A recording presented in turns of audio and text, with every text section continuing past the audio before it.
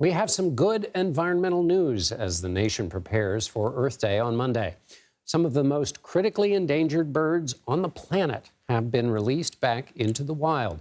CBS News national environmental correspondent David Schechter has more on the harsh conditions Puerto Rican parrots face and the people working to save them. Emerald green like the forest that shelters them. This is the endangered Puerto Rican parrot, and it teeters on the brink of extinction. It's 4:45 a.m., and this morning we're going to witness the release of the Puerto Rican parrot from captivity out into the wild. The people of the U.S. Fish and Wildlife Service are excited to release 10 birds that they've raised in captivity. Okay, we're going to open the cage here in about 10 or 15 minutes, so everybody needs to be at their position. This is the way I think I'm contributing to my island. Maricel Lopez Flores runs the Parrot Recovery Program. She's telling me feeders have been set up outside the enclosure to encourage the birds to leave it.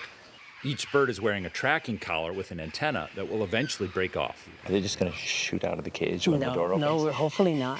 What we'll do is just, this is called a soft release. We open the door before the sunrise, and after the door is open, we just allow them to just fly whenever they want. Very casual, huh? Exactly.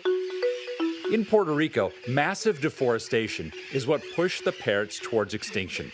When birds lose their habitat, often to land development, it limits where they can live, find food, and raise their young. Research from Cornell University found since 1970 a loss of 2.9 billion adult birds in North America, a decrease of almost 30%. The future is looking a bit brighter for these birds. A couple of brave parrots are already curious, taking cautious steps towards the outside feeder.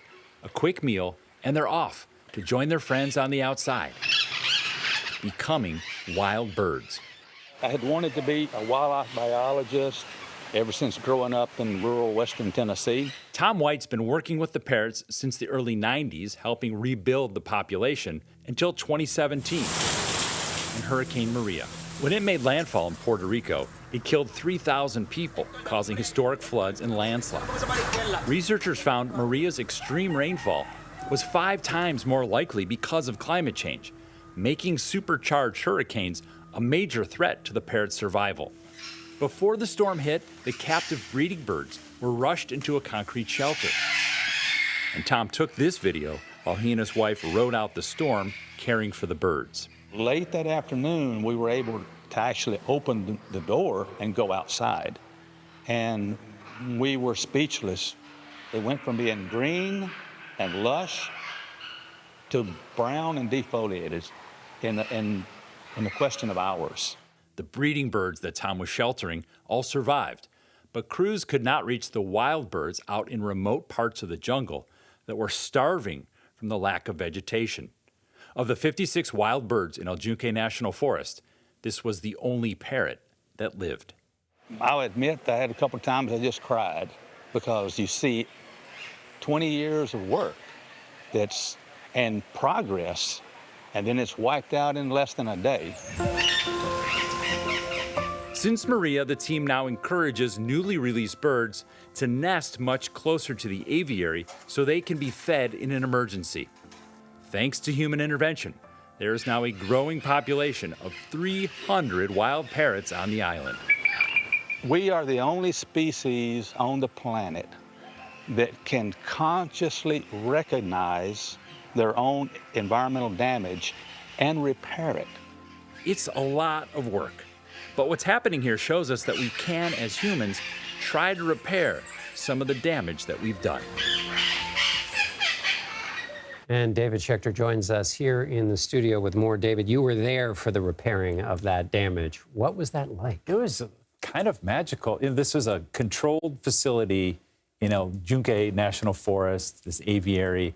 And so just to be able to get into it was great. But it was like a celebration that the U.S. Fish and Wildlife Service, they run this program. Yeah. And they invited in other people who would help them with things during the year. So that all these volunteers come in, and it was like at 5 in the morning, it was like a party. They were just so excited to to see these birds that they'd raised in captivity to be released to become wild birds. It was really a special moment. And the Puerto Rican parrot is listed by the government as an endangered species. How common is that? There are 1,700 threatened or endangered species in the United States. And to get listed, John, unlocks funding from the federal government for habitat restoration, and is really can be beneficial to a species. But just yesterday, and so I guess the government spends $330 million a year on that. But just yesterday, these conservation groups, 115 of them, got together and said, not spending nearly enough money, need at least triple that, because there's so much risk and threat of extinction in this country that you got to pay attention to it. 1,700 sounds like a whole heck of a lot. You have a new documentary coming out called Protecting Life on Earth, which also took you to Arizona. Yeah. Why'd you go to Arizona? We went to go see the Yarrow's spiny lizard. Probably haven't heard of that exactly. before. I had one as a kid. No. So this lizard, it lives in southern Arizona, but it likes cool temperatures, and there's mountains in southern Arizona, so they live up in the mountains where it's cooler. But the issue is, as the climate is getting warmer, the base of the mountains is getting warmer. So there's the scientist who I met who's been counting them, and he goes back occasionally to go count them, and they're dying at lower elevations. The problem is that there's not enough mountain left at the top as it gets warmer, and they're like, they call this the elevator to extinction. Oh.